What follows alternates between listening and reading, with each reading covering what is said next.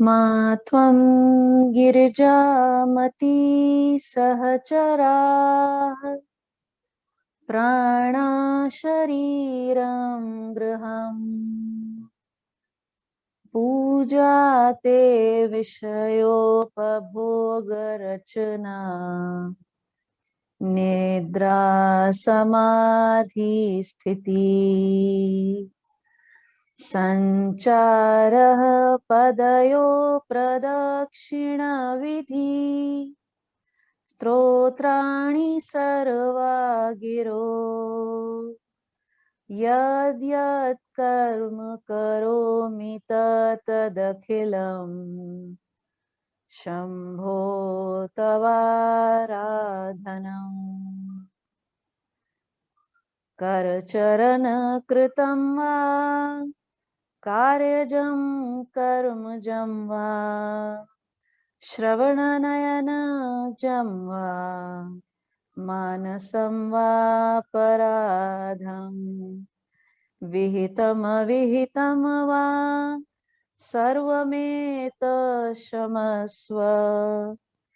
जय जय करुणाब्धे श्री महादेव शंभो जय जय करुणाब्धे श्री महादेव शंभो सद्गुरुनाथ महाराज की जय. I welcome you all. Kundra ji. Can you see me? Yes. Okay. Well, ladies and gentlemen, it's a matter of honor for me to introduce Reverend Bill McDonald. Before I start speaking about him, let me give an ode to a soldier from a soldier. In the army of my Lord, God is my commanding officer. Holy scriptures are my code of conduct. Prayers and the whole armor of God are my weapons of warfare. I've been taught by the Holy Spirit, trained by the experience, tried by adversities, and tested by fire. Ladies and gentlemen, this is Reverend Bill McDonald, a soldier mystique for you. Reverend Bill is an international speaker, best-selling author, minister, documentary film advisor, decorated war veteran, award-winning poet, meditation teacher, artist, worldwide advocate for veterans. His autobiography, Warrior, A Spiritual Odyssey, takes us on a life quest for love, understanding, forgiveness, and entitlement, including his experience as U.S. Army soldier. His follow-up book, Acme of Warrior's Heart, continues his mystical journey. He has spoken around the world and has been on TV, podcast, and radio shows. Ladies and gentlemen, that is Reverend Bill McDonald. Over to him on his talk, Spiritual Awakening, a process of expansion and love. Over to you, Reverend. Well, thank you, General. It's not often that I'm introduced by a two-star general. I think it's Major General, right? Yes, you're right. I was an enlisted man, and but my guru calls me General, honorary title. So blessings and peace to you, and I'm honored by your introduction. And from a warrior to a warrior, that's a beautiful thing. And we've talked in the past about how Western culture, in particular, doesn't appreciate the warrior spirit, the warrior family, basically. And it's the same around the world. A warrior in one country is a warrior in another country. There is no enemies when they meet face to face. There's warrior to warrior. There's an understanding between the people that are engaged in any kind of combat. But we're all engaged in some kind of combat, spiritual combat, daily. And it's this battle for our heart and our soul and what we're going to do every day. And are we going to pursue God, or are we going to pursue the pleasures of life? That's kind of what the battle's going on. So just for you, to honor you, I'll start off with a war story, but then we're going to drift into some more spiritually enlightened, if there's such thing as more spiritually enlightened. All these experiences are just different shades of color on the rainbow. It's all part of the unfolding process. But when I went to the Vietnam War, I was 20 years old, and I turned 21 when I was there, and I was a what they call a crew chief door gunner on a Huey helicopter. If you see the old movies from the Vietnam War, and you see these helicopters flying around look like tadpoles, that's what it was, one of those old helicopters. And I went over there with my heart in the right place. I wanted to serve. I never had hatred towards my enemy.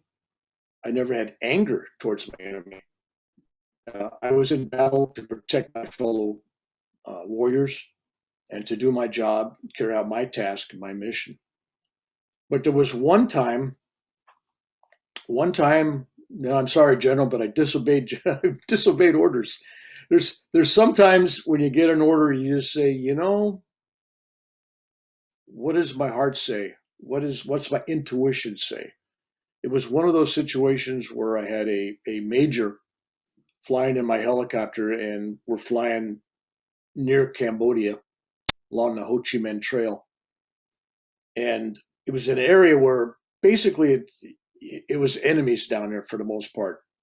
So you could see something down there. If you felt it was the enemy, you could engage them. We're flying over an area where on this dirt road, it looked and it appeared to be about 30 some Viet Cong enemy soldiers marching down this road. And they looked like they had weapons across their shoulders, like they were carrying rifles or something. And there was a guy in the front. And my major goes, perfectly legit, he goes, hey, Mac, when you're McDonald, they call you Mac. Being an Irishman, everybody's Mac. It's Mac, get on your machine gun. Fire it. There's the enemy down there. Fire them. Well, my machine gun was an M60 machine gun, which fires 750 rounds each minute. And they're big 7.62 millimeter rounds. Well, when he gave me the order, in my mind, it's like, no, this isn't right. It isn't what it looks like. And I'm one of these guys that I always go with my feelings. And my feelings was, this was wrong. Something's not right. It isn't what it appears. So I told the major, I said, no, I'm not firing. There's something wrong. That is not what it appears to be. And he got upset and he got mad. And he gave me, I'm giving you a direct order. And this is combat. I'm giving you a direct order. And if you don't carry it out, I'm going to court-martial you. And I go, do whatever you got to do, but I'm not firing. That is not what it appears to be. So he got frustrated, threatened me with all kinds of stuff. So he turns the helicopter around. And on the other side of the helicopter was another door gunner, my friend, who flew with me for about 6 months. And so he's seen me do interesting things, quote unquote. And when the major asked him to fire his weapon, he said, no, sir. If Mac says this is not supposed to happen, I've been with him long enough to know that his intuition is right on. I'm not firing. So at that point, the major says, there's two of you disobeying a direct order in combat. When two or more people disobey an order in the military, that's considered mutiny. That's punishable by death penalty or life in jail. Now, that's no small threat. I mean, I was 20, 21 years old, which means if they didn't shoot me, I'd still be in jail today. From 1967, I would have never seen the light of day. But he stood by his gun, literally, and I stood by my gun, and we said no. I finally told the major, I said, look, go down, fly down, swoop down. If that's what you think it is, they will fire at us, we will fire back, and that's the end of the problem. So he went down and he flew over this formation, marching through the jungle. And it turns out it's about 30-something children being led from a little hamlet, a little village in the jungle, down this dirt road to go to a community vegetable garden. And the guy in the front was a Catholic priest in a black robe. And they were carrying shovels and rakes and hoes, no weapons. So we swooped down there. That's how close we came to having a catastrophe, having a war crime, basically.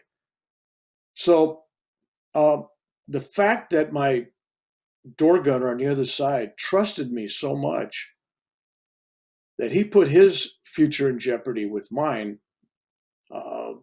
shows you how brave he was. What's interesting, that was one of the, probably, I'm really touching really lightly on that story, but it was a decision I made that could have cost me my life and my freedom. I made my greatest risk and saved 30-some lives, plus the lives of everybody that, I mean, our lives would have been ruined had we killed these children. The families of those children would have been ruined. The circumstances would have been terrible. And yet, I got no recognition, no thank yous, no awards. The general can laugh about this, but they don't reward you for disobeying a direct order. But that was probably the bravest thing I ever did in Vietnam. The next time I was in Vietnam, I was either blessed with or cursed with, depending on who you talk to. But I know who was going to get shot, who was going to get wounded, who was going to get killed, what airplanes, what aircrafts, what helicopters were going to crash. I knew as soon as I touched them or saw them or was there, I know what was going to happen. And so in Vietnam, I would periodically tell people things. And finally, the United States Army sent a couple investigators out to talk to me, kind of wondering how I could know all this stuff. And I was investigated by the CIA and all kinds of other organizations. And we don't know what you're doing, but we're watching you. You know, they didn't understand. But it was later on I found out that they were investigating just me, but there were other people in the war, especially in the Army, that they were looking at for a quote unquote Jedi warrior project. It wasn't called that back then. But basically, they were looking for military people that had quote unquote talents and abilities. You would call them cities. And they were taking these men and they were training them and they were learning certain skills and seeing things that remote viewing and all kinds of other stuff, which I wasn't a part of and I wouldn't have become a part of. But the United States military actually went into that realm of psychic warriors, as did Russia and China now. So that was just kind of touching on my background in the military, but that was for the general. Normally, I don't usually talk too much about my military. I have found across the world that, quote, seekers, New Age, enlightened beings, and all these people seem to have a very high disregard for the military and their sacrifices and what they stand for. And for some reason, they believe that military men and women can't be spiritual, when there's nothing farther from the truth. And when you mention to these people, well, how about Krishna, right? Telling Arjuna, go fight your brothers. It's your duty, it's your dharma. And all the great saints in the Catholic tradition, Saint Ignatius Loyola, Saint Francis of Assisi, all these were warriors. They served in the military. They were POWs. They were wounded. They did things. So there's a long tradition. But just because you're a soldier or not a soldier doesn't make you good, bad, or anything else. It's your intentions. This is where I want to go with this. It's your intentions. If you wear a uniform and your intentions are to serve your country, to serve your God, to serve your family, to protect those values, then that's a higher service. But if you're in the military because you hate the enemy and you just kill, And that's a whole different karma, whole different thing. So just because you're on the battlefield with somebody else, everybody may have a different level of karma. This guy's doing it to protect his brothers, his family, whatever. This guy's doing it because he just likes killing. I mean, it's a whole different set. So I tell people, don't judge and be grateful that there are men and women, and I mean women now, there's a lot of women serving around the world, that there are men and women serving around the world that are willing to put their lives on the line for something greater than themselves. I mean, they could lose arms, hands, feet, their vision, their lives, and yet they still serve proudly. So I would just want to go on that. All right, let's get down to what we're going to talk about today. We're talking about spiritual awakenings. And in the West, Westerners have this, if I hear one more guy say this, it's like, before I was awakened, they had this one experience for a few minutes. Now they're awakened, right? As you know, if you've been on the path long enough, there's a series of small, large awakenings. You're always having these glimpses of the divine spirit as it dwells within you and as you expand and as you become receptive. Probably most Americans and Europeans, they understand there's this spiritual thing that happens when you have what's called a near-death experience. And I've had 3 of them. And I tell people, well, if that's the only way you're going to have a spiritual experience, that's not the way to do it. To practically die when you can use meditation. And I'm not into psychedelics. I'm not into any of these artificial enhancements that induce these states. Yeah, they can happen, but is that the way to go? No. Probably the most profound experience that has ever happened to me, and I'm going to take that because I've been unable to really talk about this experience that I had for 35 or 40 years. I gave it a few pages in one of my books. I've kind of touched on it for a few minutes in a couple of talks. But basically, it was an experience. An experience would be a shallow word. It was an expansion. It was a discovery of me. So let me give you the background. I was in my 20s. I had 2 children that were small at the time and a wife. And so for me to do my meditation, I'd have to wait for everybody to be in bed. And then late at night, I would meditate for 2 or 3 hours, till midnight. And then I'd get up in the morning, 3, 4 in the morning, I'd meditate a couple hours before I went to work. So I wasn't getting a lot of sleep, but I was getting my meditation. That's all I cared about. So you have to make it where you can. And I hear these young people, I don't have time. I don't have time to meditate. But Reverend Bill, I said, did you watch television today? Well, yeah, I watched the news. Did you read a book? Yeah. Did you go to the movies? I could think of 500 things they did that wasted 2 hours that day. But people never have any time. Anyway, so one evening, I meditated a couple hours, Kriya Yoga, and when I finished, I sat there, and I was just feeling wonderful. Would be an understatement. I was just feeling blissful. It was just wonderful. And I was staring at a picture of Paramount Yogananda, and in fact, that picture that's right behind me there, that same exact one.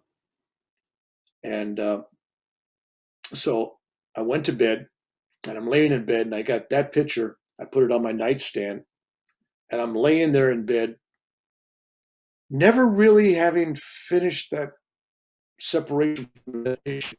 In other words, I physically got up from my meditation place downstairs, went upstairs, got in bed, put my picture there, but I never separated from that blissful state when I left for meditation. It was still me. And when I got in bed, I laid over, rolled over, and I looked at the picture, and I looked at the face of Yogananda. and I was focused on the eyes. And I'm focusing on the eyes, and some of you will know exactly what I'm talking about, because I got a feeling right now.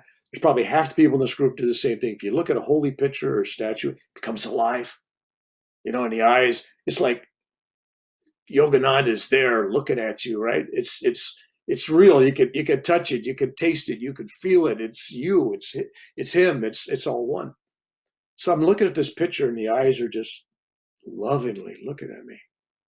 And then all of a sudden, and I mean all of a sudden, boom, I'm out of my body. I am a filament of color. That's the only word I can describe it. I'm a rainbow. And this rainbow is just a segment of light. Somebody's got their speaker on, by the way. So it's just this filament of light. It's like a rainbow. And when I first had this experience, almost 4 decades ago, I thought I was traveling. It's like I'm traveling, because it was like Star Trek, the TV show, right? The movie where he goes into warp drive and all the lights go shh. You're going through all these worlds and you're just zipping along a warp drive. I thought I was in warp drive and everything was going. And then years later, I thought, well, I couldn't have been traveling, because not only was it getting closer in front of me, but it was getting closer above me and to the side of me and to behind me. And in other words, I wasn't traveling from here to there. It was an expansion. I was expanding, and I was reaching out to these other worlds. I was just expanding. But I didn't realize that at the time. In fact, I didn't think about anything. There was no analytical data going on in my mind. There was no mind. There was no thoughts. And I'm in this rainbow, and it's like, I'm home. I'm home. And it's like the rainbow is like a soul, a spirit. But it's like saying your fingers are your fingers, but they are part of you. And the cells in there are part of you. And this rainbow, every part of that rainbow was me, but it was also a spark of divine energy or light of some other consciousness. So it was like a group traveling in this rainbow. And there was so much love. And love is a very shallow, overspoken word in the world, because there's love, yeah, love. No, this is beyond that concept of love. This is, okay, it's a feeling. If you had 1 billion mothers that truly loved you and wanted to grab your cheeks and hug you and kiss you, it's like try 1 billion of those just hanging on to you. And you knew you were loved. And what's really strange is not only were you the one being hugged, but you were also the hugger. It's like you were being loved, but you were the love. There was no differentiating the difference between there and here. And as I looked around, and there's these, for lack of a better word, other planets, solar systems, universes, whatever they were, there was no separation between me and everything I saw. Every color, and it was beyond the rainbow. I have no clue what, it was like the rainbow is billion times colors, right? It's just every color you could think of. And there was sound. There was a sound in the universe, a humming, a vibration. And the closest thing that we all try to come up with is Om, but it was like that, beyond that. And it just vibrated. It was a vibration. But I was also the sound. There was no difference between me and that sound. There was no difference between me and all the colors I saw. There was no difference between me and anything I saw. And I could smell the colors. I could taste the colors. I could feel. There was this mega senses. It wasn't just taste, sound, all that stuff. It was like there's a greater sense where you're experiencing everything within itself and from outside itself. And then you realize there's no outside anything. Everything is within. It's all you. And so I am, quote unquote, traveling or expanding, as I later realized, with this rainbow body. That's what I call it, a rainbow body. It's just this rainbow. And I see other colors and groups out there. It was almost like this was my spiritual group. It was like the souls or the spirits traveling in this rainbow had a unique defined purpose. The purpose of this group was spiritual evolvement of the cosmos, whatever it was. We were there to periodically incarnate, give something, add something, and then return. Kind of a rotating thing. So there was always someone out being incarnated, and there was always this group there helping energy and everything else. And I sensed there was another group that was dealing with science, philosophy, and politics. It was like there's these little groups out there, but this rainbow group was like the group, because the whole thing was about evolution, spiritual evolution. And I understood it when I was there. Trying to explain it, it comes across very clumsily, naive, fantasy, just as sci-fi. But when I was there, it made sense. And when I'm quote unquote again traveling, I see the horizons on both sides of where I'm at. In other words, 300 million years.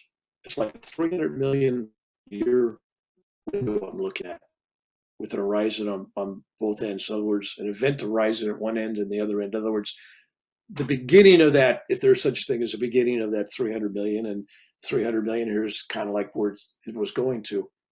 But it was all happening at the same time.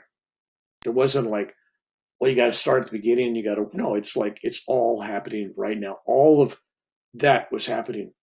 But where I was at in this rainbow body, there was no time. There was no space. I couldn't say, well, here I am. I'm in whatever year or time, whatever. It was like, no, there isn't any of that. All there was this huge awareness that it is all about love, nothing else. You're born from love. You come to earth to learn to love, to be loved, to give love, most importantly, and you return to. It's all love. You can call it light, you can call it energy, you can call it God, call it anything you want. But at that level, I knew that everything was just vibrations of love. And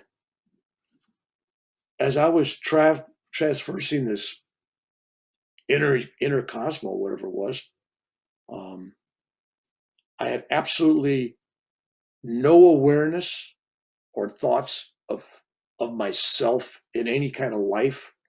I didn't think about my wife, my children, nothing. In fact, it wasn't until sometime in this 300 million year scan of time I'm floating around in that I recalled my children and my wife. And as soon as I did, as soon as I had that thought, that put me back in the creative plane, right?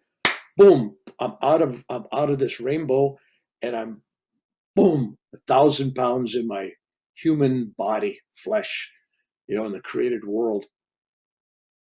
And I couldn't handle it. I just broke down and I was crying. My wife wakes up and sees me laying in bed crying. I mean, just crying. And it was like such a great loss. But here I am, a young father, newlywed, I'm enjoying life. And I was crying because I went back to that. And my wife didn't quite understand that. Wait a minute, you're crying because you came back to us? It wasn't until I remembered a life, until I had a thought. My thought says there's a created world, and I had an incarnation, and I had a life. And until I had that thought, none of that was real. It wasn't there. I came back, and I kept telling myself, and I kept writing in my diaries and stuff. I kept writing it down. I kept saying, I didn't understand. I kept saying, I'm not me. I am not me anymore. And I wasn't even sure what that meant. But when I came back, I really believed that I was not me. And I wasn't the same guy that took that voyage. I was only gone from my body about an hour and 10 minutes, even though it was 300 million years on the other side, if there is time. And but I came back believing that something happened. I was altered in some way or manner, that the old me, whatever that was dead, gone, finished. It almost felt like a rebirth. It was like born again from the rainbow. It was a moment of that kind of clarity, and it was like, wow, I don't care about this stuff anymore. That's not important. I got to focus. I got to go this route. But it was had to be hard for my wife. She didn't know what was going on. She didn't know if I was having a breakdown or what. Like, what are you crying all the time for? But I came back, and I remembered stuff. There was some stuff that I remembered later. There was some stuff that I realized and related to 15, 20, 30 years, 40 years later. As I gained understanding, things came back to me and I remember them. And there were some things that happened that I was actually forbidden. I knew I could never mention them. I couldn't talk about the horizons, and the beginning, the end, and whatever I thought. Things I saw there I couldn't talk about. I couldn't share. Some things because I absolutely could not remember. It was like a block. And some things I remembered enough, but I know that, no, you're not supposed to talk about this. I don't know exactly what kind of experience that I called it a rainbow body experience. I had no idea what a rainbow body was. Never read a book on it. Had no clue about it. Had no idea. But I'm a kind of guy that I have experiences, quote unquote, and I never stop to analyze why. What is this? That part of my brain I never use. I don't have to know why. I don't even have to know how come. I'm almost like a child. I have an experience. I enjoy it like an experience. Oh, that's beautiful. Divine Mother loves me. I'm good.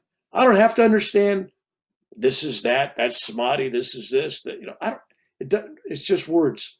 All I know is what I experienced. And to me, this rainbow body experience I had, which was induced from long, long meditations and love, because it was like love for Yogananda that did that. That's how it happened. And if that was the only thing that happened in my life, that probably would have been enough. But I've had hundreds of things happen to me, things that are just out there. But that is probably the least talk about thing I've had happen that had actually the greatest impact on who I am today, because now I know that the purpose of life is love. I know that there's something beyond this body, this life. This is a dream down here. And it isn't until we connect with the ego that says, I got children, I got wife, I'm Bill, I'm Jennifer, I'm whoever, right? And when that happens, you're in this world. You wake up, you look in the mirror, there you are. I own this. This owns me. So that was unique. Maybe somebody has a word for it. I don't know what it was. But it was a series of events after that where a short time after that, my wife didn't know what was going on. I finished the meditation. I went to bed. I went upstairs. But upstairs was so hot, my wife went downstairs because it was cooler downstairs. We didn't have air conditioning. And she was sleeping on the couch, and I missed her. And I go, wow, I'm up here, So I'm laying there in bed, again, looking at that picture of Yogananda.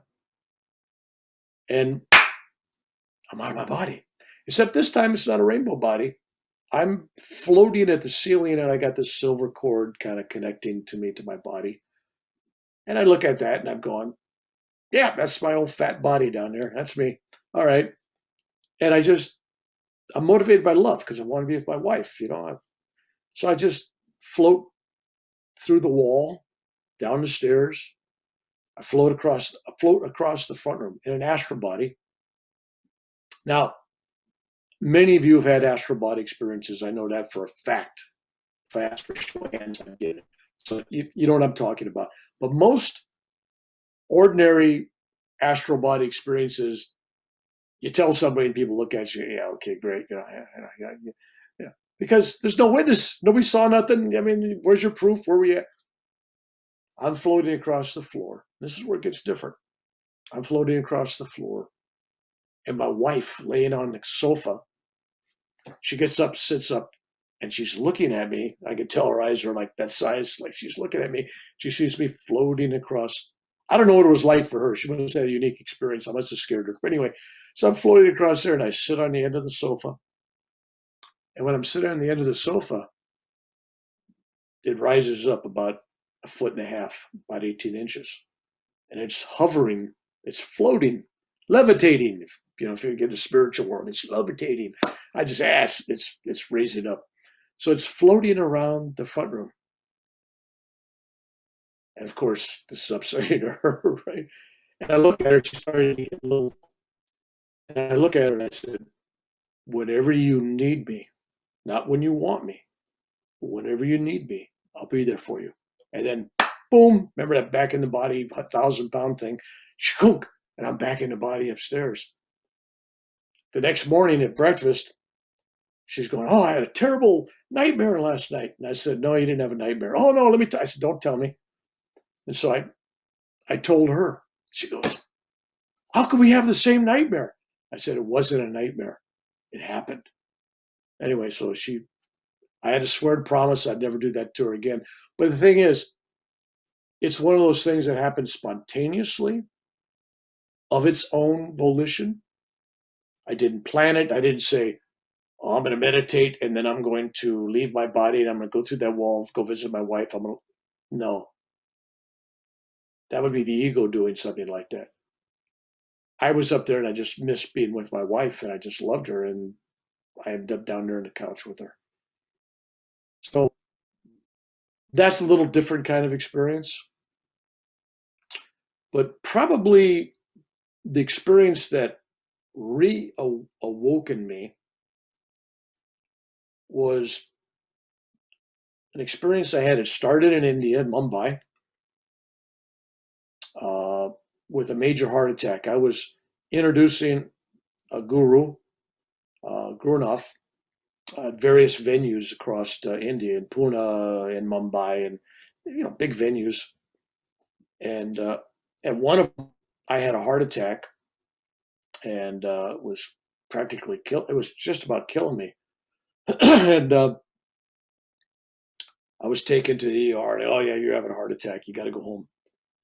So my last day at the ashram before I rescheduled to come back to America, California, I'm sitting in an ashram in Pune, and I'm sitting in the kitchen, and I have my back to the kitchen door, and I feel someone looking at me. Now, you all know that feeling You could be in a movie theater or a crowd, and you know when somebody's staring at the back of your head. I mean, you know it. It's like you turn around, "What are you looking at me?" Right?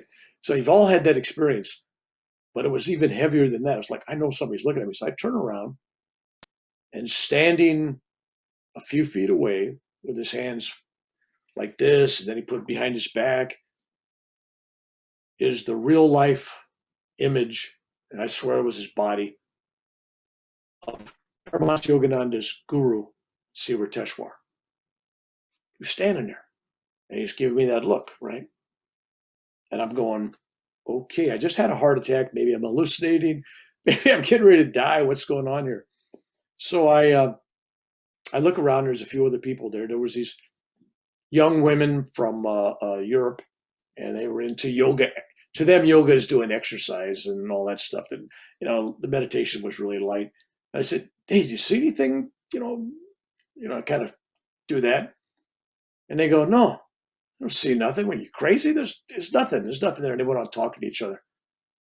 And then there was a guy from Texas that was there, a young man from Texas. And I said, "You see anything?" And he says, "What's this, Bill?" He says, "There's this great light, like sunshine, right behind you, and I'm feeling this great love."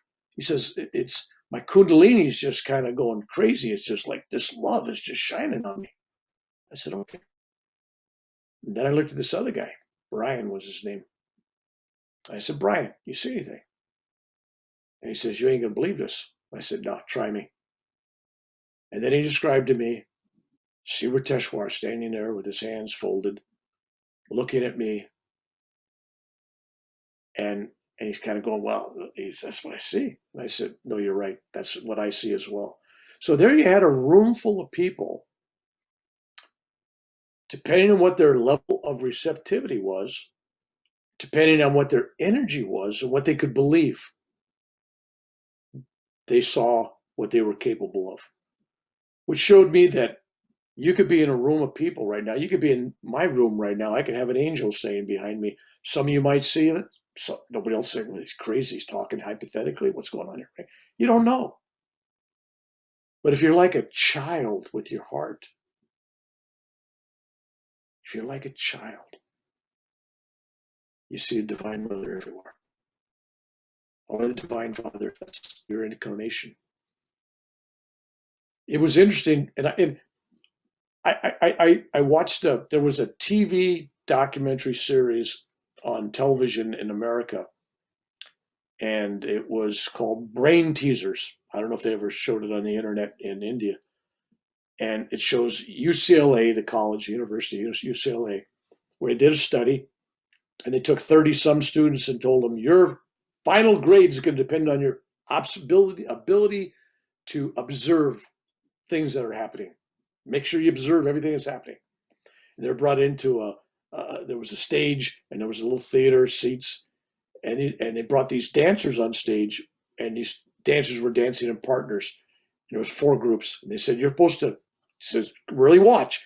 I want you to keep track and count how many times they change partners during this 4-minute dance."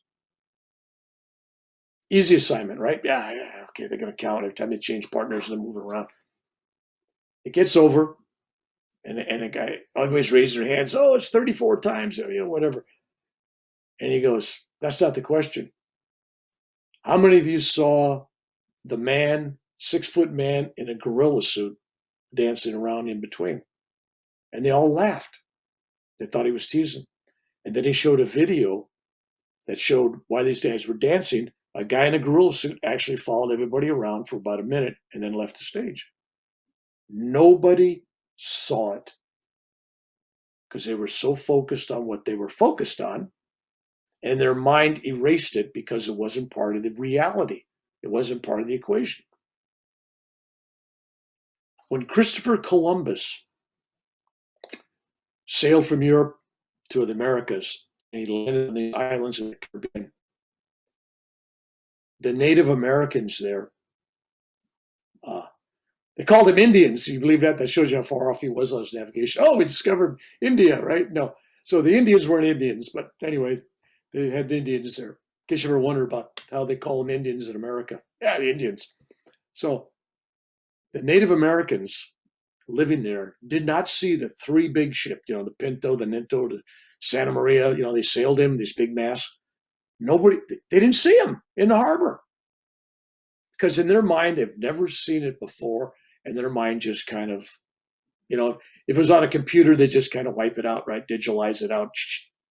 They didn't see it. Same thing happened when Captain Cook sailed into what's now the Hawaiian Islands. They didn't see a ship because they didn't believe it. So think about this. If you don't open your heart and your mind to be receptive to the possibilities, you'll never see anything. An angel could be standing there in front of you. You never see it. But children see the Virgin Mary. Children see Lord Shiva. Children see Krishna.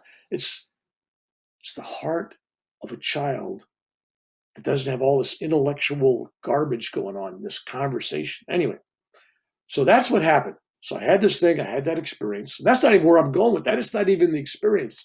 That's the pre-show. That's the coming attractions, because it got even crazier. So I fly back to America. I'm on Lufthansa, whatever the German Airlines is, and I land in Germany. I get off. I get another airplane. I land in Denver, Colorado, going through customs.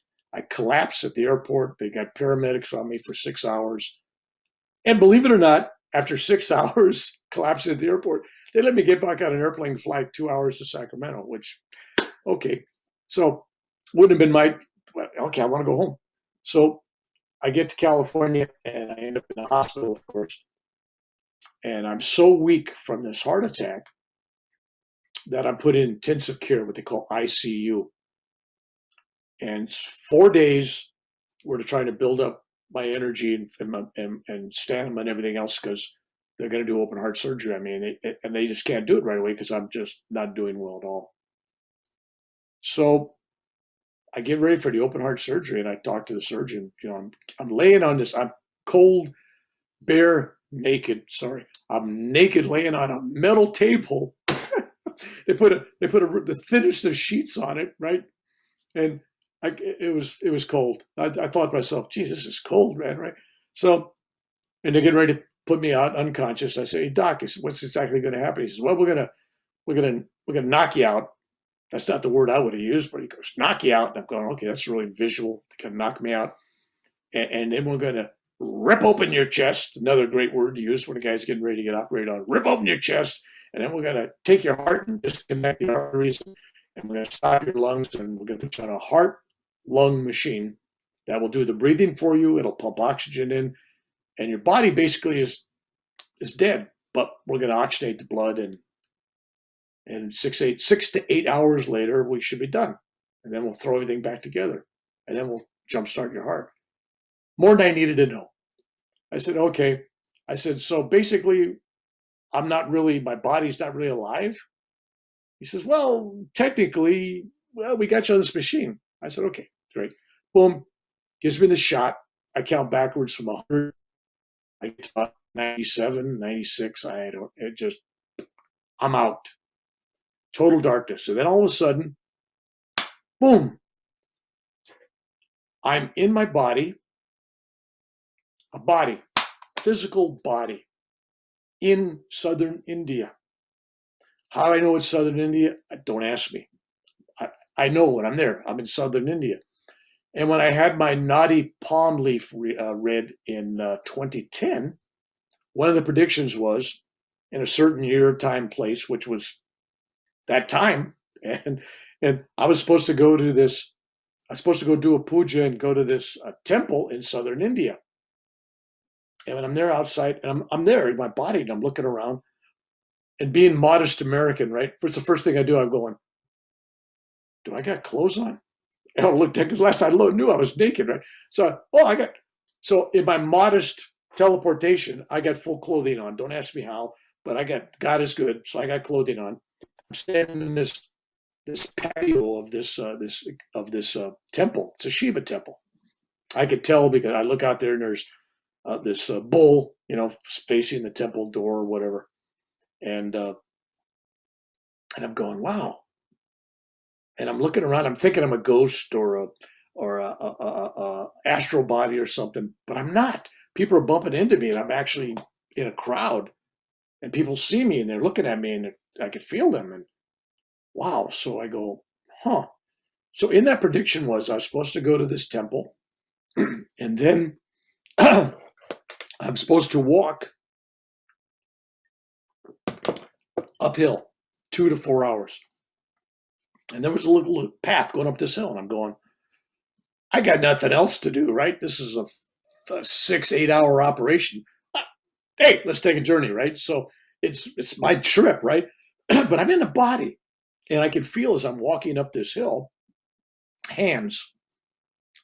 There's hands, and I can feel them inside my body. It's like instruments, and pushing, shoving, cutting, tearing, ripping. So I knew at some level that somebody was working on my other body, although I could feel it in this body, but my other body was getting worked on, and I was walking around in this body. So I walk up this hill, and the prediction was I'd walk up this hill, and I'd reach a little clearing at the top someplace, and there assembled would be all the rishis, all being, I don't know, 18, 19 of them, whatever. I don't study that stuff. I didn't know anything about it. I didn't know who was going to be there, what. Some guys with funny hair and beards. I mean, I don't know. So I get to the top, and there's all these, just like I described, all these guys, and they're sitting on logs and rocks, and they got a little sacred fire going, and a couple guys are standing, and there's that guru I had in India when I was introduced to them, Gurunaf is there. And he's like this. And I walk into the circle of people, and he goes, you can skip a few beats, but don't give up heart. And I'm going, okay, fine. And I get there, and I sit down on a rock. And what I was told in the Nadi palm leaf reading was, when I meet these rishis, that I wouldn't ask any questions, because at that time I would know all the answers to my own questions. It'd be within me. And I didn't understand any of this. I didn't know who the rishis was. I didn't know nothing. So anyway, so there I am. And I didn't ask one question. I mean, here I have an opportunity. There's an opportunity to sit with all these guys. Hey, come on, tell me what's going on. What's the meaning of life? Why are we here? What's going on? Nothing. I didn't ask one solitary question. I didn't have any questions. It was like I was happy. So the guru keeps telling me something about you could skip a few beats, but don't give up heart, which was kind of an odd mantra he's kind of going through, and my body still being operated on. I wasn't doing very good. I mean, I was having a real bad time with the operation. I was having a bad time with my recovery. So this was not a quick, easy operation. So I'm looking around, and all of a sudden, there's like this clouds roll in. It's like the whole sky is just this cloud, white, puffy cloud. And I hear this voice, feminine voice, saintly, but almost sacredly sensual, if that makes any sense. It was the softest, most feminine voice I've ever heard. It was just, wow. It was beautiful. Let it go. Come. You've done everything you're supposed to have done. You don't owe anybody anymore. Your karmic debts are done. You don't have to do anything. Come with me. No more pain. No more suffering. No more troubles. I'm giving you peace, love, bliss, joy. And I'm going, well, that's pretty good. I'm thinking that's a good thing. And then Gurunaf, the guru, remember him? He's like this. He goes, Bill, skip a few beats, but don't give up heart. In other words, don't do it, right? And I go, why? What do you got for me? And he goes, I've got more pain and I got more suffering. And I go, that's your sales pitch? He goes, yeah. I go, you're promising me pain and suffering, and she's promised me bliss and joy and love.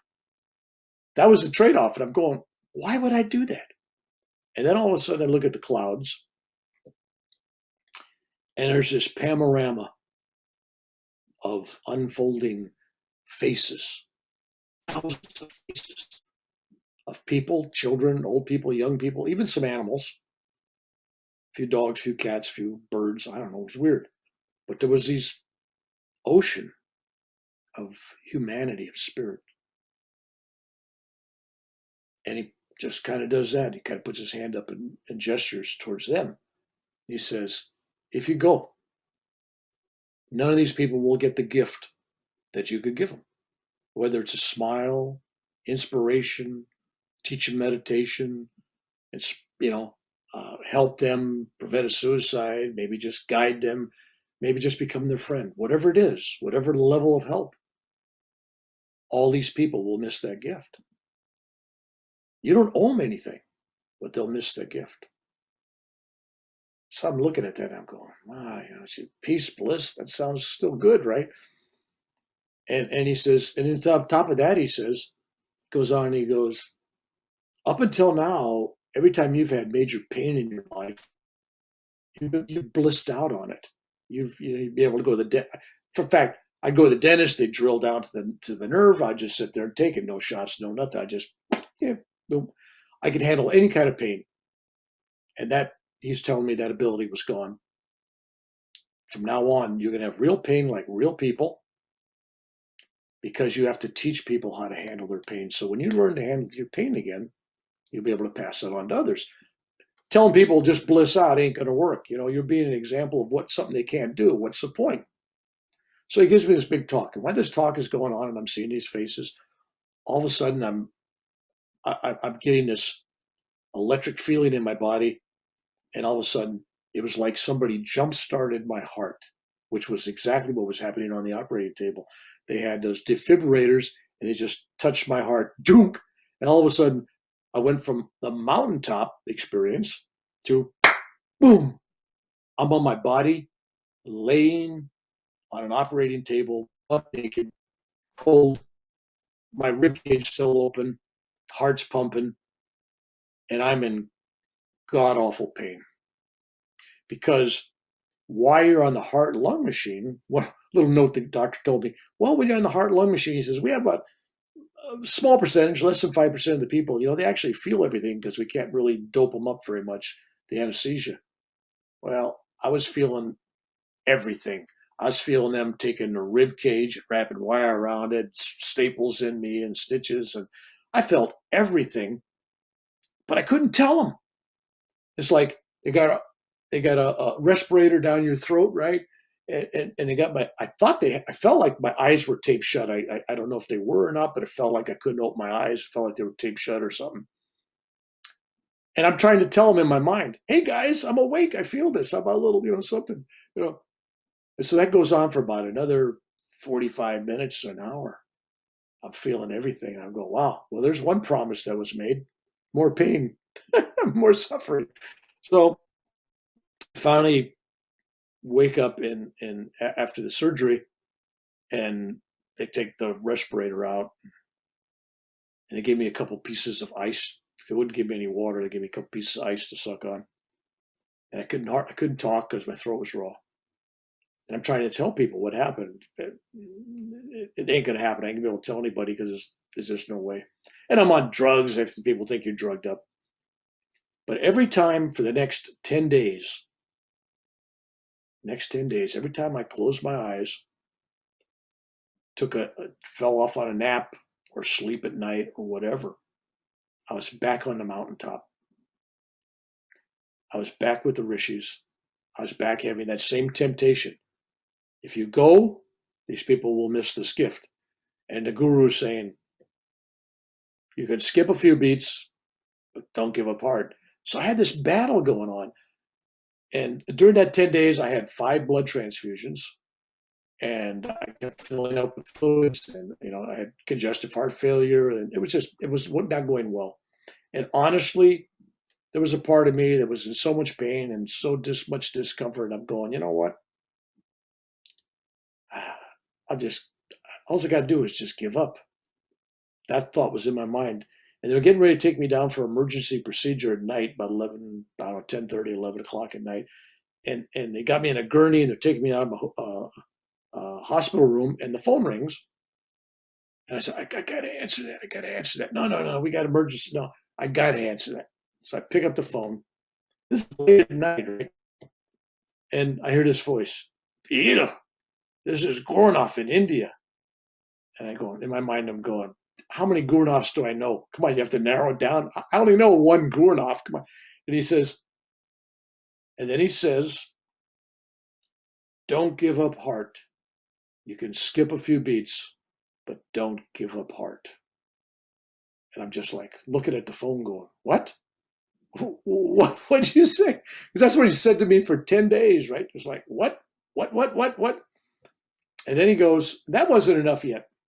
So then he throws in the thing that he knew would get me. He goes, Bill, I'm just sending 100 of these people up to the temple, the Shiva temple here.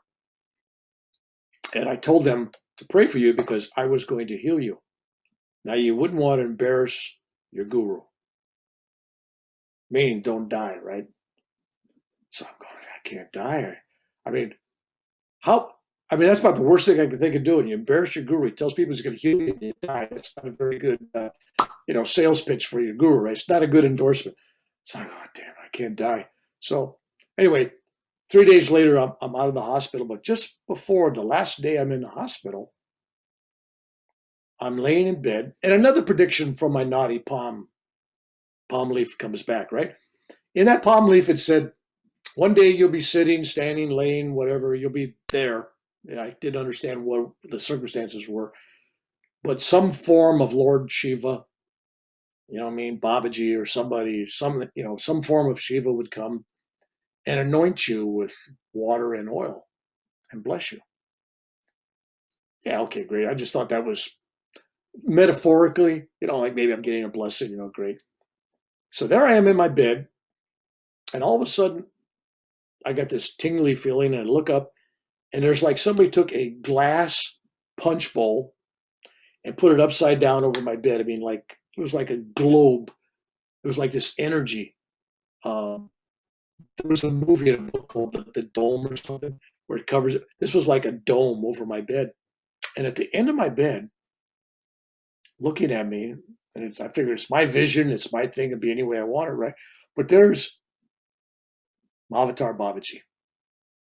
No shirt on, long black hair, those eyes. And of course, my Babaji is at a hospital in America, so therefore he's got Levi's on, barefoot, but he's got Levi's on. I can't have him, half dressed in my hospital room. So that's my world, right? So he's got Levi's on. I don't know how, why, how come, but I'm thinking, well, I must be doped up. Something's happening there. This is a nice fantasy. This is a nice dream. Let's enjoy it. So I'm watching this thing, and he pours oil. And the funny thing about it, he's at the end of my bed, which is about 6 feet away, right? But somehow his hands are right up here, and he's pouring oil and water, and he's chanting, and he's tapping my crown and my spiritual eye. And it makes total sense that his hands could be 6, 7 feet. I mean, why not? My dream, right? So I'm enjoying it, and it goes on for forever. I get out of the hospital the next day. I'm home. My daughter, she's about 40-some years old. She comes over and she goes, I just talked to David Ryan, our old neighbor, and he says he went to visit you at the hospital. I said, no. I don't remember him coming. She says, no, he was there the day before you checked out. No, I would remember if he's there. He says, no, he went into your room and he saw some crazy young Indian guy with no shirt on, a pair of Levi's, barefoot, long hair, pouring some crazy stuff on your head and stuff, looked like oil, water, something. And he was chanting some crazy language. And he didn't want to laugh and embarrass me or nothing, so he just chose to leave, didn't want to cause a scene. And then I told my daughter the story, and she goes, oh my God, he saw that. And I go, yeah. And he didn't even believe in any of that stuff. And to this day, he doesn't even know what he saw. But it was like, here's a witness for you. So that's another kind of experience. That's kind of like near death, near life, naughty palm predictions, future, past, whatever was going on there, I don't know. But these are the kind of experiences I've had throughout my life. But I'll tell you the greatest experience for those that are mothers, most especially, and fathers, watching the birth of your children. There's no greater miracle. There's no greater connection to the Creator than to watch life created and come out into the world. And to me, that's a great responsibility. And to be a mother and have that feminine energy and ability to be able to create that in your womb and to give birth, that's the closest mankind or womankind becomes to being God or the goddess, right? So I'm always amazed by life. And so my motto and what I talk about out there is it's always about love. It's always about love and service, because people always say, why are we here? Why are we here? And I'm going, just to love. And it's not who loves you, because you could be a stern parent and your kid goes, I hate you, because you want them to eat their vegetables and all this stuff, right? And they get mad at you because they're on drugs and you catch them and you don't want them to, I don't want you doing drugs. You can really be looking for their best interest and they hate you for it. So the fact that they don't love you back doesn't mean anything, but you love them anyway. So in the end, it's not who loves you, because movie stars and celebrities are loved, right? Oh, everybody loves me, right? At the end of the life, it's who did you love? Who did you love? That is who you are. So if you see everybody out there as that spark of divinity, you see the God in all, not just the guru, but everybody, your enemy, everybody. I went back to Vietnam and I had dinners and talks and presentations with people I fought against in Vietnam. Great friendships. It was a brotherhood. I never saw them as my enemy. Never. And to illustrate that point, I'll tell one last thing, then we'll go to questions. So I'm doing this for the general just because you honor me, just by introducing me. But I went back to Vietnam in 2002. And I went back to where I actually fought and everything. And I met people that I actually fought against. They were in the same battles on the other side. It was really interesting. But I went to this celebration of the end of the war for the Vietnamese, and they had all these guys walking around in their old uniforms, and they had a cameraman there and an announcer for Hanoi television station, and they said, they didn't know who I was. They go, "You're an American soldier," and I go, "Yes." Well, Madam, somebody, she was like a general. I don't know if she was a general, but kind of like a general. There was this old woman. She was out of shape. She was fat. She was missing teeth.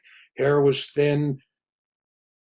And she was battle worn, scarred, and everything else. But apparently, like, she was the most highly decorated woman soldier in that war. And like for 20 years, she was fighting this war. And they said, she wants to see you. And she was sitting in the back of a car, like a limo. It was parked in front of a bus. There was a bus that had about 40 old veterans, soldiers from that war that were and they were all had their head out the window watching me. And I come over there, and they open the door, and this little lady sitting in the back. She's got a cane, and she's got, I don't know if you ever seen those women in Russia or China or someplace where all these soldiers got rows and rows and rows of medals. It's like the King of England, never been in battle, but they got all these medals, right? Anyway, but there was like thousands of just medals all over the place. Not 1,000, but dozens. And she looks up to me, and I saw all those medals, and I saw her rank on her shoulder, whatever it was. She was wearing part of her old uniform. And I snapped a salute to her. And she broke down and cried. Tears rolling down her cheek. And she gave me a salute back. And then, as I'm standing there, all the guys on the bus guys that fought against me and me against them, right? My so-called enemy. They all had their bodies out the windows of this bus. And I had 30 or 40 of these guys, old soldiers, saluting me, which I saluted back. Now that is true warrior spirit. They're not your enemy. They're patriots on the other side. I will take any questions on any subjects, or I can continue with 1,000 stories. It's up to you. Hope that helped you out, Major General. Sir, you have to unmute. Sir, you have to unmute. Sorry. That's okay. Am I audible? Okay. Thank you, Reverend Bill, for an incredible and enlightening session. Your positivity was infectious. You are a true gift to people in your life. I mean it from the bottom of my heart. Thanks for inspiring us to be a better person. Your capacity for generosity knew no bounds. It was visible and apparently everywhere. Every listener is spellbound by your presentation. It was relevant, meaningful, and connected with our soul. Thank you. Thank you very much, Reverend Bill. I'm reminded of a Swami Paramahansananda's quote, and he said, "Have only love in your heart for others. The more you see, the more you see good in them, the more you will establish good in yourself." And I think you have just proven it so right. And your experiences with Paramahansa Yogananda, Mahaguru Avatar, I think incredible. Well, I'll not remain so long in between, so I open the floor for questions and answers. Yes, please go ahead and ask. I think, Reverend, can you read that first? Sir, question, please. Yeah. Yes, sir. God, sir. Yeah. God, sir, is there for a question first? Yeah, I do not have a question. I have an observation. South India, the mountaintop in South India, while your physical body being put through open heart surgery in the U.S. was a transition when a Buddha you chose to be and a Buddhist, I don't know, teacher in the world. So, that's yeah, I don't want to comment on that. It's just it's things happen to me. You know, here's what I'm always fighting, and I know it's hard to believe because people go, he's not fighting. I'm always fighting my ego. There's this balance between inspiring people by telling what you can tell, and there's a line. And at some point, you always have to realize, you're a storyteller, but you're not the story. That was all God. It was everything was a gift. It's like, you've healed people. No, people got healed. God heals people. I was in transition. I just, held hands or something. But the ego is really our great enemy. And it's going to be our enemy to our last body experience. What people don't realize, I hear people say, well, I'm overcoming the ego. No, you're not. Because even if you're a body of light, a rainbow body still had an ego of some kind because you got a body. If you got a body, even if it's an astral body, a casual body, if you got a body, you got an ego. You got an I-ness. I am. And that is huge to get rid of. Oh, Ma's here. Sri Ma. For those that look on the screen, Sri Ma is one of my favorite people. And she's just written a beautiful book. She wants me to review, but every time she sends me messages about the book, I don't quite understand her English language. So maybe one of you guys could help her so she could, somebody could tell me about the book and I could translate. Ma, it is so beautiful and wonderful to see you. For those that don't know her, she's my personal saint and friend. And so I just bow to her. Ma'am, you'll have to unmute yourself. Yeah, let her say a word. She has more wisdom in her and she can tell you where she's at there in India. Ma, you have to unmute yourself. We can't hear you. Anyway, beautiful soul. If she does, I'll stop talking when she comes. But I've met so many beautiful people on this journey. Ma, can you unclick? She's not going to. All right. So,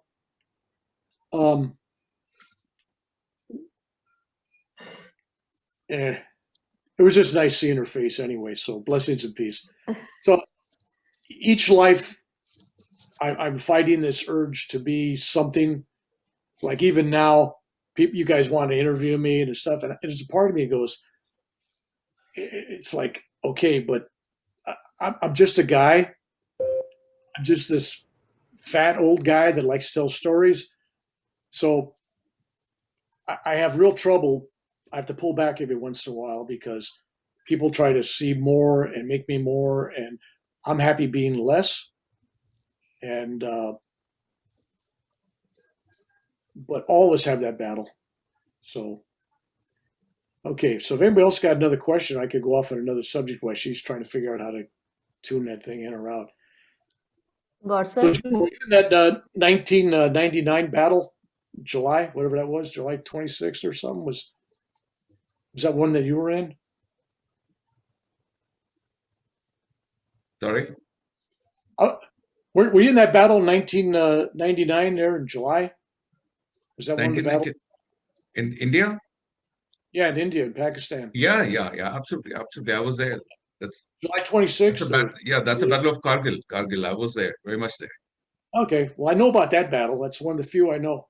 If you weren't there, I had no second place to go with that. That was like the only one I know. All right. No, I was there very much. I did participate in that battle, and I was part and parcel of it. Rather, during one of the discourse, I brought out details about that particular battle there. Reverend, there's one point. I'll request if you can just share your experience as a Kundalini awakening also with our. Okay. Yeah. People that think the Kundalini just awakens, boom, and that's it. You'll have starts and starts. In other words, you'll have some people have a moment, some people have an hour, some people have a day, some people have multiple times, some people have longer. It's all over the place. But until you're rooted in the foundation of oneness, it's always coming and going. I think Ma has. Yeah, Sorry. Ma, say something to us. Tell us where you're at. Hello? Yes, we can hear you. Yes. Good morning. I very pleased, loved, very love the lecture of Reverend Baleji. I love you, Ma. I also love you too. And one of these days, when this virus is over and my health is better, I would like to come and visit the general for one thing. You, Ma, go back to see Gurov, go back to see a bunch of people in India. First time I went to India, I didn't know anybody, and I met the greatest people over the next 2 or 3 months. That trip, it was a wonderful experience. But it's like I didn't know anybody in Germany, and David, all the people there. It's like there's people waiting to be discovered. They know who they are, but I don't know who they are until I meet them, right? But Ma, I look forward. I will there, and we will talk later. But I just want people to know who you are. Where's your ashram at? Ma, where's your ashram? Sri Maruteshwari Nikunja Ashram at the Daria, Jamnagar, Gujarat. You guys know where that's at? Yeah. Is that southern India or north? I don't know where that's at. Gujarat state. It's Western India. Oh, you're over by Goya and Mao. We're trying to think what city that'd be. How far from Pune? It's north of Bombay. I invite you all to my ashram. Please visit my ashram. You're in the desert? Below the desert. It is from Mumbai. You can say it's around 300, 400 kilometers, or maybe 400 to 500 kilometers. No, 800 kilometers. 800. Sorry, apologies. The flight is Kolkata is also 100 kilometers. All right. So that was it. We're going back on the Kundalini. people awaken this thing. They keep thinking, especially people that are new in the path, they're meditating to awaken the Kundalini. They're meditating to feel peace. They're meditating to get self-realized. They're meditating for all these great things. And I tell people, no. And they look at me, what? You meditate to love God. That's it. I go, and they go, what? I go, no, you don't look for cities. You don't look for powers. You don't look for abilities. You don't look for, inspiration. You don't even look for wisdom. Nothing. That's all gifts. If you're going for the gifts, you're not going for the love. I'm just going there to love, not even be loved. I want to give my love. So my meditations are really simple. It's like, I love you, God. I love you, Shiva. I love you, Krishna. Love you, Shiva. Hey, Love you, Babaji. Krishna. It doesn't matter. Whatever. Jagadamba. One day it's Buddha. One day it's Babaji. One day it's Krishna. But Shiva always. Shiva is all in all. It's. I don't know why. I'm a Westerner. I have nothing to do with any of that. But there's a Shiva thing, and I didn't know anything about Shiva. I went to India the first time. I didn't know anything about any of that stuff. I'm going, yeah, it's great. Yeah, okay, it's all mythology, But I really found an energy in Shiva temples that it's different. It's powerful. Although when I go to a Buddhist temple, I'm in tears. But you know what? I can go to a Jan temple and feel the same way. I can go to the Golden Temple. I went to the Golden Temple, right? I actually broke down and cried there at sunrise. Wow. Oh, beautiful. And the people were so loving to me. It was like all temples are houses of God. All of them contain the same love. It's the same. It's you change the name, you change the religious titles, ceremonies. What is a puja? You're doing, whatever it is. You're burning candles. It doesn't make no difference. God don't care about pujas. I'm sorry, God doesn't care about pujas. It's like people got upset at me in India because I go get this thing done, and the guy goes, "Well, you pay me the money. I'm gonna go to the temple. I'm gonna pray for you for 200 and some days." And I go, "No, I'm going to my own temple, my own house, my own meditation room. God will appreciate me, even if I don't say the right words. I'll say the words that I can pronounce in my own heart, and that has more weight than somebody that doesn't know me praying for in behalf of me. God's not impressed that I could pay somebody to pray for me." So that stepped on a lot of toes. Oh, no. I said, I'm a child. I go to God. God understands me. I go to God. To me, it's God the Father, or it's where I'm really feeling need. It's God the Mother. And I think everybody can relate to God the Mother. I mean, think about it when you grow up. You got a dad. Yeah, it's dad. It's father. But your mother, your mother, that's a whole different thing. And I think God represents that divine mother. And that's so moving. And that's the path. I'm sorry, that's the path. Love is the path. The key to the door to get in is your devotion, your bhakti. And when you open the door, there you are. Don't ask for nothing. See, I don't pray for anything. If I truly know that God loves me, that God knows everything I have, everything I need, I don't want what I want. I want what I need. Difference. So I'm trying to learn, this is what I need. That's what I want. I leave it up to God. For example, I think I told a couple of you the story about my teeth last time we talked. But I broke 3 teeth. I could have said, "Oh, that's not what I want. That's terrible." Instead, I go, "Well, that's a beautiful gift. What's going to happen from this?" And as it turned out, those broken teeth turned out to be a beautiful story, inspired people, overcoming pain. It was a gift. So I judge nothing as good or bad. Some things could be painful or not painful, but they're not good or bad. I look at everything that happens to me because it's supposed to happen.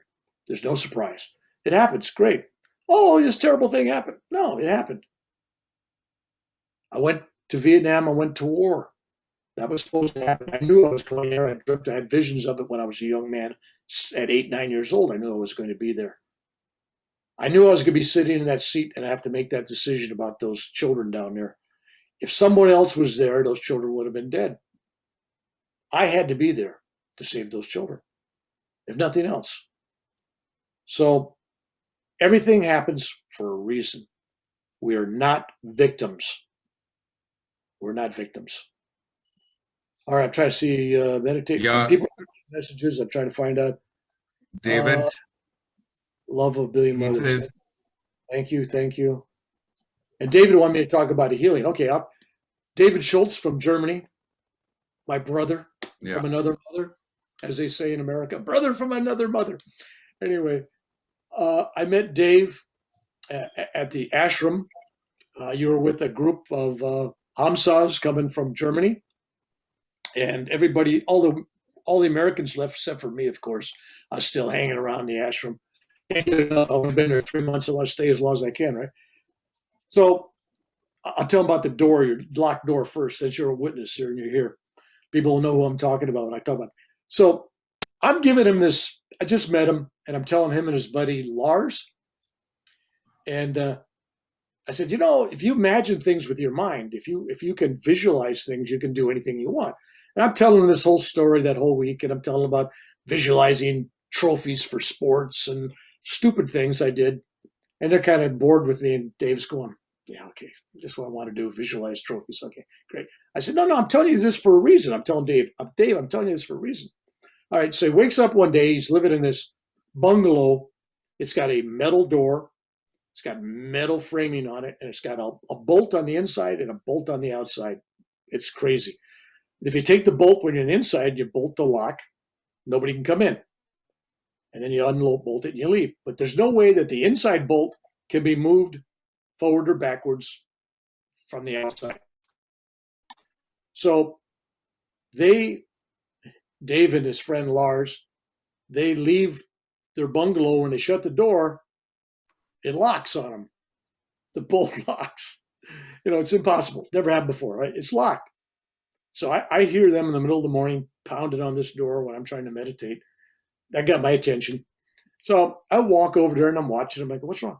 Hey, this door, it's locked on the inside. We got all our stuff in here. And I said, okay, I'll get you another bed to sleep on, another place. Don't worry about it. I'm going to think about it. I'm going to visualize that door open in the morning. And they kind of gave me that look like, yeah, okay. Another crazy Westerner New Age guy. Okay, great. They humored me. They left. So the next morning, I walk over to it and I visualize the door opening, right? So first off, I saw it was solidly locked. I just put my fingers on it and the door opens up, right? And I go, wow, wish they were here to see that. That was really cool. It was part of my ego going, oh, that's really cool. Obviously, it was fun for me. So they come back down from the Shiva temple and Dave goes, hey, the door's open just like I visualized. I said, you visualized that, did you? Oh, yeah, we were up the temple praying for it. I said, did you visualize me doing it? Well, no, but we did. I said, okay, great. All right, you don't believe me. All right, great. So I had a little plastic chair. I just sat there, and they went inside, and they came out, and it locked again. I mean, boom, it's never happened before since, right, in the history of the place. It's locked again. So I go, Dave, you visualize it, Lord, go ahead. So after about 10 or 15 minutes, these guys trying to open the door with no success, and somebody else is pounding on it, and people, pretty soon there's a crowd of, I don't know what we have, about a dozen people, maybe 10, 12 people. They're all come around watching this thing. And finally, out of all that, I just say, okay. I said, now watch this. And I say this without 1 ounce of doubt. When I say this, I know it's going to happen. It's a knowing. And I just walk over and I'm looking at Dave and I'm looking at everybody. I just put my fingertips on the door. And then it was like somebody took a battering ram and, like the police knocked down a door. It just, boom, and the door flew open. After being solidly locked, that you kick it and everything else wouldn't open it. It opened up. And there was a part of me, Dave didn't see it because I had my back to you, Dave. But I was actually kind of laughing. It was kind of like, oh, that was kind of cool, right? Then I had to go straight. Well, this happens every day, right? So anyway, that's the story. So then, before that happened, though, the story you wanted me to talk about was the healing there. Dave, is that what you wanted me to talk? So The healing. early at the ashram, I guess it was in December, late December, early January, and I was helping to paint the temple, flowers and stuff, stupid art. But it was a Shiva temple. You want to add a little value to it, right? So I'm up on this. It wasn't a ladder. It was a chair on top of something. It was like dangerous. And I'm up there and I lose my balance and I fall and I'm going head first down this stairwell, marble steps. And I looked like I was going to hit my head. And one of the young guys there, the guy from California, Jay Ponte, grabs me just before I hit my head. But an electric wire wrapped around my foot as I was falling, and it just snapped the foot. So when I sat up on the marble step, my foot was like going 3 directions. It was bleeding from the wire, and it would turn blue. I mean, blue. And it was in great pain. Oh, wow, this is really something else, right? So I kind of screwed over. And then one of the guys there, Westerners, went and got the guru. They went and got Grunoff. They go, hey, we got to tell Grunoff around the middle of this jungle. We got to take him to the hospital. We got to go to Mumbai or Pune or someplace, right? So Grunoff comes, doesn't even touch it, just looks at it. He goes, yeah, there's nothing wrong with your foot. It'll be okay in the morning. He walks away. Everybody's looking at it. It's swollen up, blood pouring, blue, 3 directions. And all the people going, oh, no, no, no. So somebody gets his wife. So Guru Mata comes out and she looks at it. She starts crying, tears coming down her cheeks. Oh, Bill, I'm sorry. And I said, wait. Your husband was just here.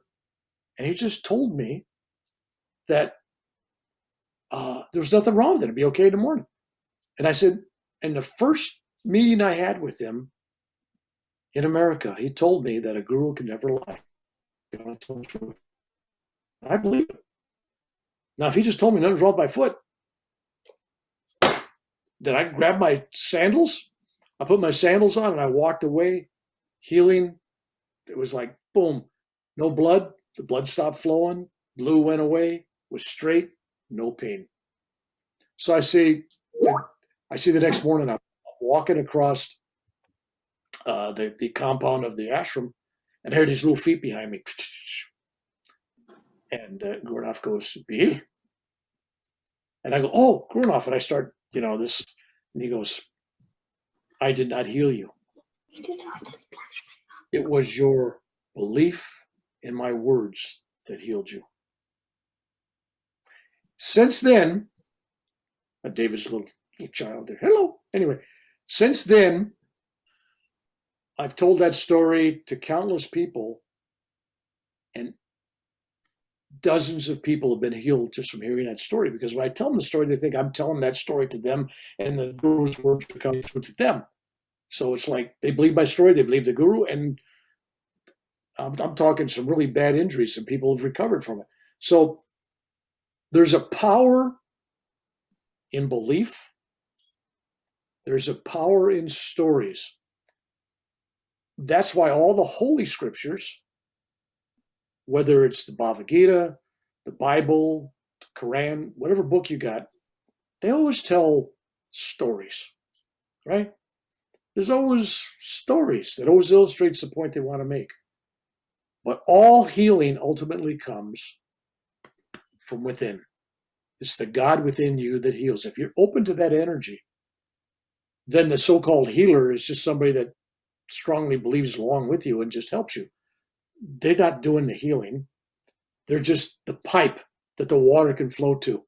In other words, if you went to a restaurant and you ordered the greatest meal in the world and you're sitting at the table and David just got this great meal of German food, it's sitting there and he's eating it all up, And I have to be the guy that brought it to him. He's going, hey, thanks, Bill. This is wonderful. I go, don't thank me. I didn't make the meal. I didn't grow the food, right? I didn't do anything except serve it.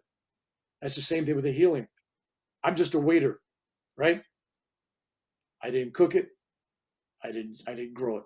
God is the creator. God has the energy. So all healing is from God, the creator. And if the person is open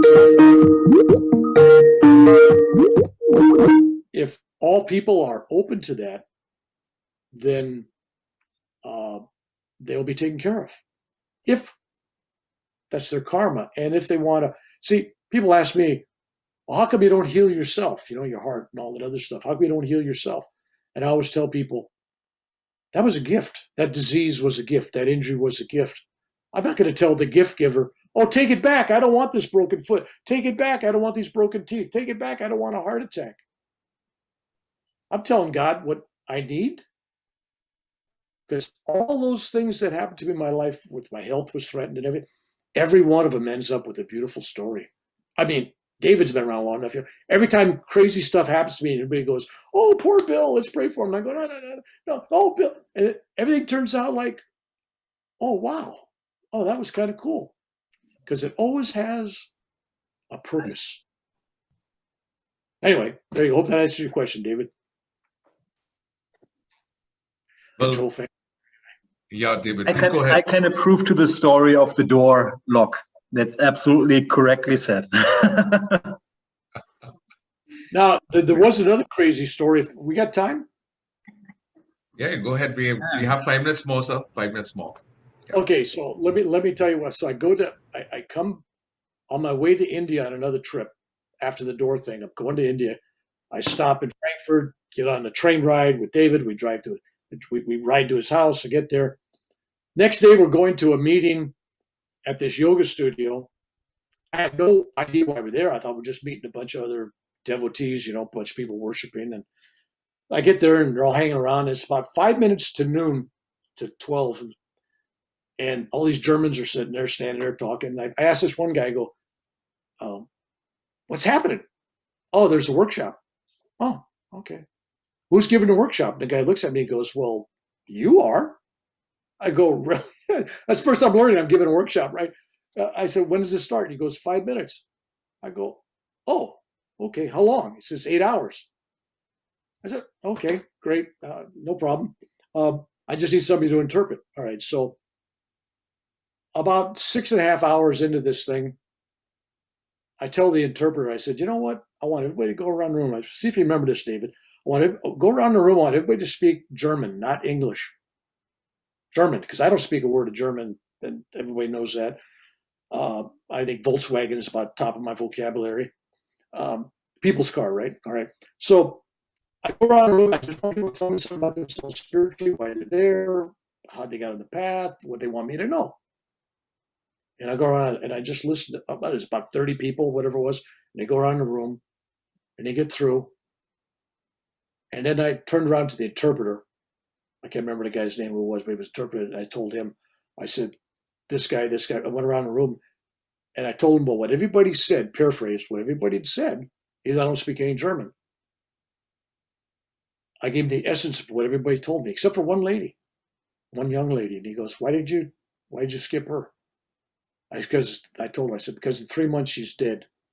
She came here expecting me to be a healer and to heal her, but her karma, she'll be dead of cancer in 3 months. And I believe she was about 3 months later. So that's a true story. It was weird. I'd never done that at a workshop before where I just go ahead and speak a foreign language and I'll answer your question. So I was just moved by I wasn't doing it to show off. It was more of a test of faith, maybe, I don't know. But when I was with a German group, and I did tell you, David, and a couple others, there was a glow from this group. There was like a radiant. These people were meditating. I felt like I was back in India, man. It was like, this was a group of yogis. Even though they were all Germans, there was a group of German yogis, and it was just, the room was lit with light. I don't know if anybody could see it there, or there maybe David or somebody, but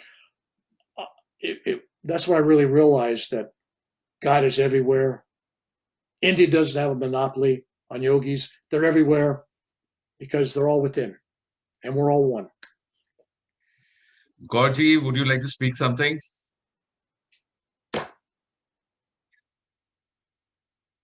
Yeah, Gorsa.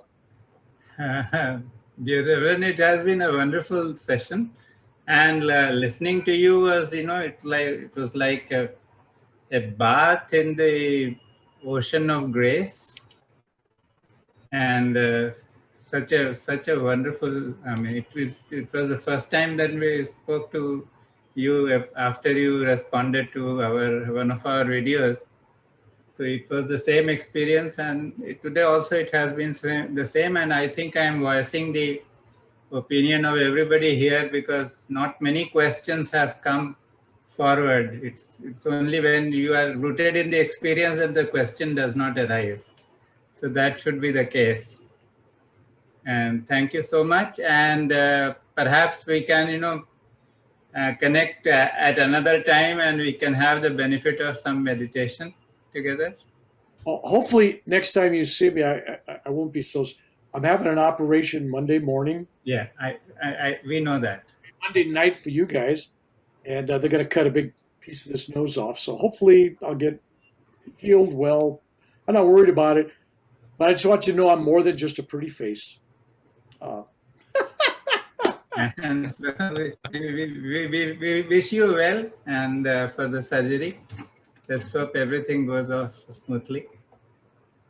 Well, thank you for inviting me, and thank you for my 3 or 4 friends that showed up, Jennifer and David and Sarah and a couple other people I saw, and of course, Prima, I love you.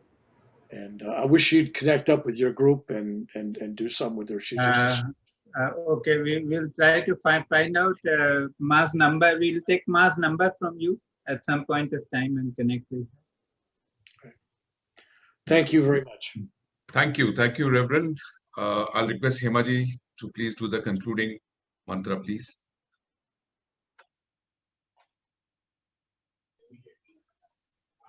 Om Sahana Vavatu Sahanau Bhunattu Sahaviryam Karavavahai Tejasvinavadhitamastu Ma Vidvishavahai.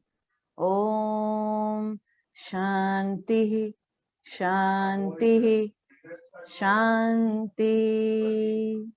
Sadgurunath Maharaj ki jai. Blessings. Thank you, Reverend. Thank you, everyone.